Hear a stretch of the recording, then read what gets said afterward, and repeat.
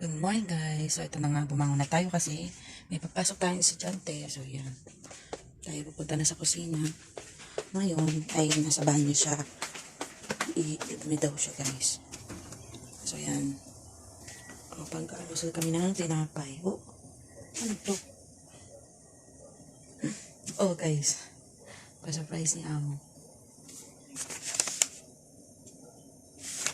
Kasi sa hindi nakakaalam, ang aking baso ay nabasag. Ang baso ay nabasag.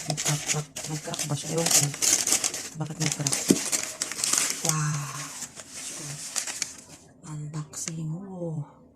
Hindi siya ng bagong baso. Laki. Ko. Thank you, madam. Nag-almusal kami ng tinapay. Bili ni Amo. Ito is mango mini Swiss roll. Ay peanut. Itong gusto ng alaga ko, peanut. So, try lang ng ibang breakfast. Thank you, madam.